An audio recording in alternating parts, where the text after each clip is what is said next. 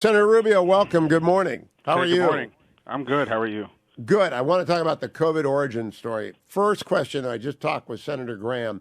He's endorsed Donald Trump for the Republican nomination in 2024. Have you yet decided what to do?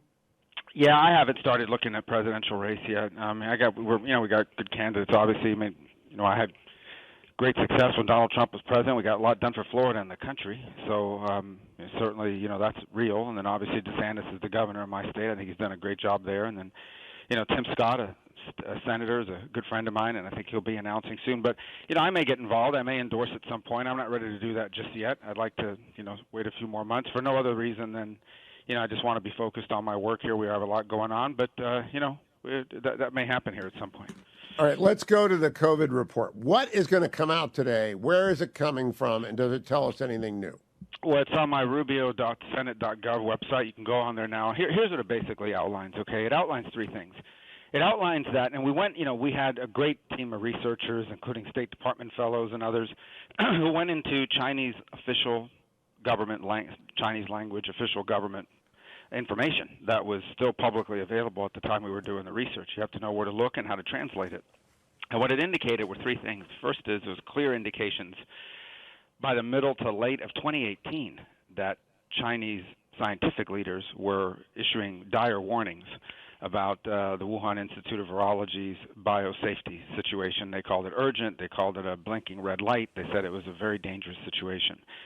And then there are indications that at some point in the late summer of 2019, something happened at that lab, including, for example, they had this drill in Wuhan in which they basically told the airport, we're going to drill or practice how to shut down the airport and restrict it.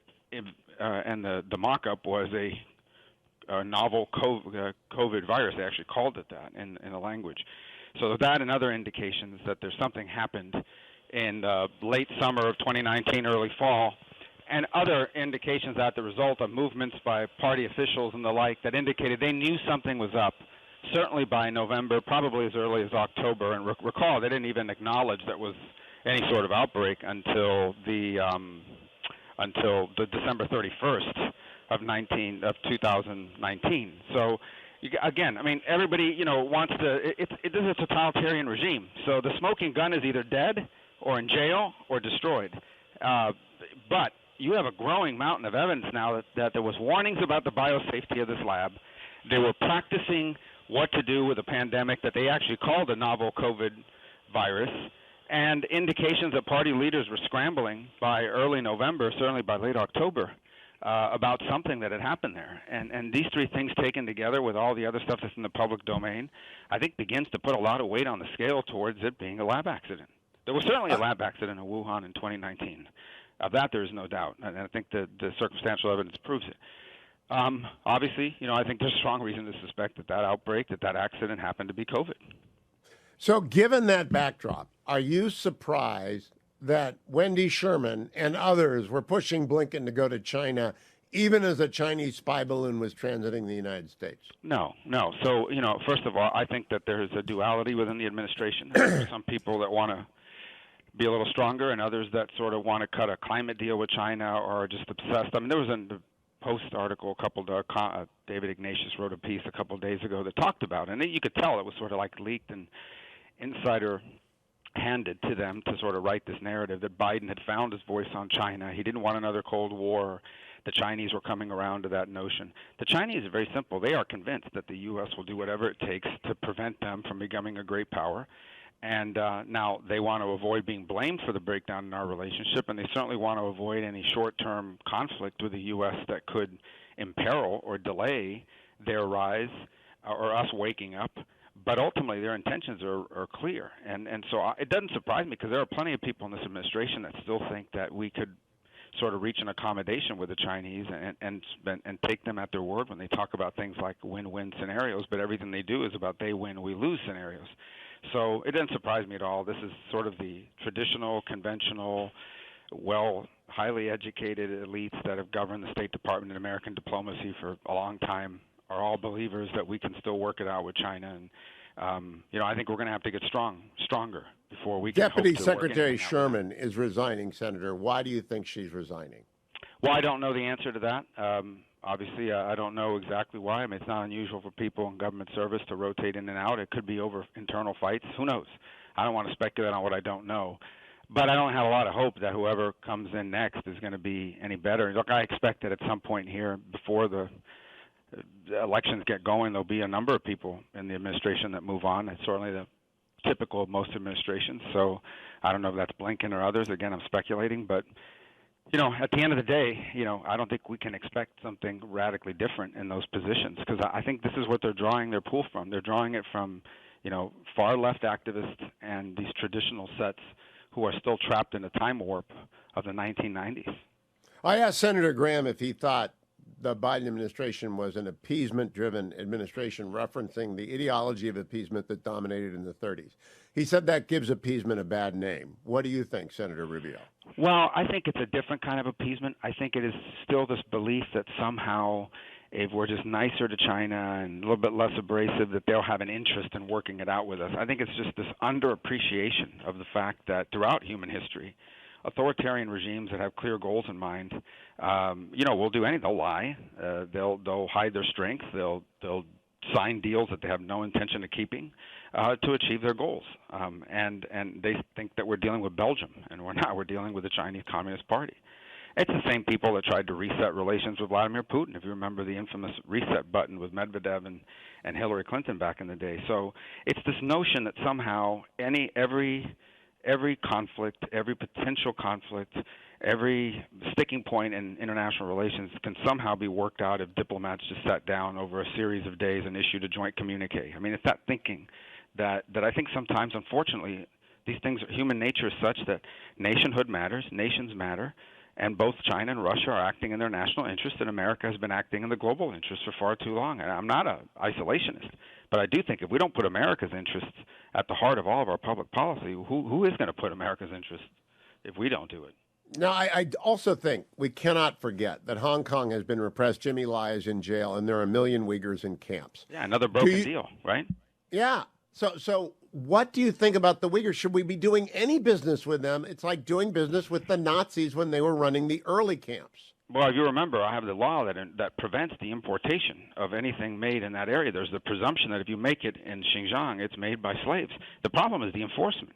So what they're figuring out how to do now is get around the de minimis rule or mislabel and through fraud, hide the supply chain so they can still get it into the country. In the end, we have the law, but the law has to be enforced. And when you've got all these major first of all, we had an administration that lobbied. The Biden administration lobbied against my bill, which was a bipartisan bill. And now Commerce is not wanting to enforce it strictly. Obviously, they've got Nike and everybody else who makes stuff over there in their offices explaining to them how inflationary this is going to be and how catastrophic it will be for the economy. And these people lobby up, and they hire the right people to go in there. If it's not part of the revolving door, maybe that's where Wendy Sherman's going to go work at one of these corporations. Who knows? And these people come back in, and they lobby for these things, and they're undermining the enforcement. So you can pass laws, but you got to enforce them. Same with our border. It's illegal to enter the United States without the proper documentation, but thousands of people do it every day, and they're allowed to stay. Now, Senator, the debates begin in August, the Republican Party debate. Do you think they will, and should they, center on national security issues at least 50% of the time? Well, yeah, I think all these issues are now interrelated. When your chief adversary in the world does not distinguish between domestic and international policy, right? All of China's policies are a combination of the fusion of commercial, technological, and military interests, geopolitical. When these Chinese companies go around the world and give away money and invest in bad deals, it's a geopolitical play, as an example, when they try to dominate industries from pharmaceuticals to rare earth minerals to solar panels to car batteries. They're doing it not just because they want to make money, they're doing it out of their national interest. So these issues are now interrelated. I mean, they're not separated. If our industrial base is not rebuilt, we're already facing challenges with our military industrial base, and ultimately, our national security is imperiled if we can't source things either in the U.S. or from an allied source. So I think these issues are interrelated very closely.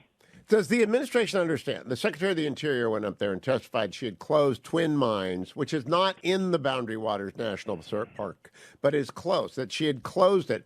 Do you think they understand that drives up demand for China and the Congo's rare earth minerals, and in the latter, children are in the mines, and in the former, Uyghurs are in the mines? Yeah, the closing of these mines. Yeah, so what you have now is this conflicting – this is the problem here, right? These priorities conflict. They say, okay, we want more solar panels and we want more electric cars, but then you turn around and say, well, the only people who make batteries at scale now and components for the solar panels are the Chinese, so we have to feed that industry. The same is true for, they want to crack down on energy, they want to crack down on rare earth mineral mines and so forth in the U.S. All you are doing is you are just driving the global traffic to these other places. Every time we don't pump a gallon of oil, that's a gallon we're buying from some other country that's probably not a democracy, 50-50 whether they're even an ally, and we're certainly not creating American jobs as a result of it. So you've got this climate agenda that isn't just nonsensical from an economic standpoint, but runs directly contrary to our national interest. In essence, it is empowering our adversaries. Last question, Senator. Do we need to end strategic ambiguity and declare forcefully and finally that we will defend Taiwan in any aggressive attempt to invade it? Well, look, that's a tricky question because I think the best way to answer it is this. The one thing that I think the Chinese have reason to be concerned that if they invaded Taiwan, it won't turn out well. The Chinese do have capability. The U.S. will step in. The Japanese and others have growing capability. I don't think the Chinese have had a war in a long time.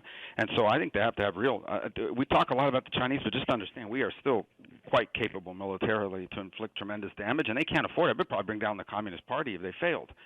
So the only thing that I think could cause the Chinese to move faster than they want to or are comfortable with is that there's some sort of an independence move inside of China, inside of Taiwan, that they think it's like a face job and they've got to respond to it, And so I think the bottom line is this. The best thing we can do is to continue to equip Taiwan to defend itself and to have the assets we need to be able to live up to our commitments to come to their defense. And I don't think there's anything ambiguous if we do that. I agree, but I don't hear a lot of that coming out of Team Biden, and I wish we'd get more of it. Senator Rubio, always good to talk to you. Look forward to reading the report on the origins of COVID over at marcorubio.senate.gov.